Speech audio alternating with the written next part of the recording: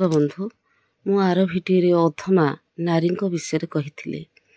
ଆଜି ଏଭଳି ଏକ ନାରୀଙ୍କ ବିଷୟରେ କହିବି, ଲକ୍ଷଣ ବିଷୟରେ, ଯାହାକି ଏହି ନାରୀଙ୍କୁ ଯଦି ବିବାହ କର ତାହେଲେ ଯଦି ଭଙ୍ଗା ଘର ଥାଏ ତାହେଲେ ରାଜପ୍ରସାଦ ପରି ହେଇଯାଏ ଏବଂ ସ୍ୱାମୀ ସୁଖ ଭୋଗ କରେ ଆଜୀବନ।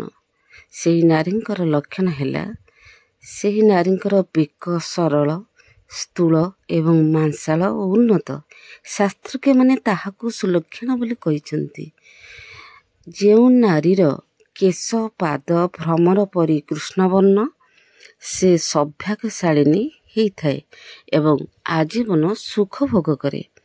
ଯେଉଁ ନାରୀର କେଶର ଅଗ୍ରଭାଗ ଈଷତ୍ କୁଞ୍ଚିତ, କେଶ ସୂକ୍ଷ୍ମ, ସ୍ନିଗ୍ଧ ଓ ସୁକୋମଳ, ସେ ସୁଖିନୀ ଅଟେ। ଯେଉଁ ନାରୀର ମସ୍ତକ ଉନ୍ନତ, ସୀମାନ୍ତ ଦେଶ ସରଳ, ତାହାକୁ ସୁଲକ୍ଷଣ ବୋଲି ଜାଣିବା ଏବଂ ଏହି ନାରୀ ଆଜୀବନ ସୁଖ ଭୋଗ କରେ ଏବଂ ରାଜରାଣୀ ପରି ମଧ୍ୟ ରହେ।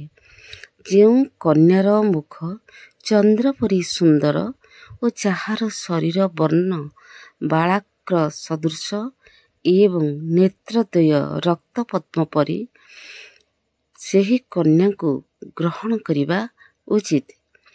ଯେଉଁ କନ୍ୟାର ଅଙ୍ଗ କୋମଳ ଏବଂ ଯାହାର ନୟନ, ଜାନୁ ଓ ଉଦର ଯଥାକ୍ରମେ ମୃଗୁଣୀର ନୟନ, ଜାନୁ ଏବଂ ଉଦର ପରି, ସେ ଦାସୀ ଗର୍ଭରୁ ଜାତ ହେଇଥିଲେ ମଧ୍ୟ ରାଜରାଣୀ ପରି ମଧ୍ୟ ହେଇଥାଏ। ଯେଉଁ ନାରୀର ଚକ୍ଷୁ ନୀଳ ଉତ୍ପଳ ଅର୍ଥାତ୍ ପଦ୍ମ ପରି ସଦୃଶ, ଆକର୍ଣ୍ଣ ବିସ୍ତୃତ, ତାହାକୁ ସୁଲକ୍ଷଣ ବୋଲି ପରିକଳ୍ପନା ବା ପରିଗଣନା କରାଯାଏ।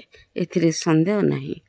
ଦର୍ଶକ ବନ୍ଧୁ, ଏହି ଟିପ୍ସଟି କିପରି ଲାଗିଲା ଆପଣ ଟିକେ ଲାଇକ୍ କରିବେ ଏବଂ ସାଙ୍ଗମାନଙ୍କୁ ସେୟାର କରିବେ। ଯଦି ନୂଆ ହେଇଥାନ୍ତି ତାହେଲେ ସବସ୍କ୍ରାଇବ୍ କରିବେ, କମେଣ୍ଟ କରି ଜଣାଇବେ। ରହୁଛି। ଜୟ ଜଗନ୍ନାଥ।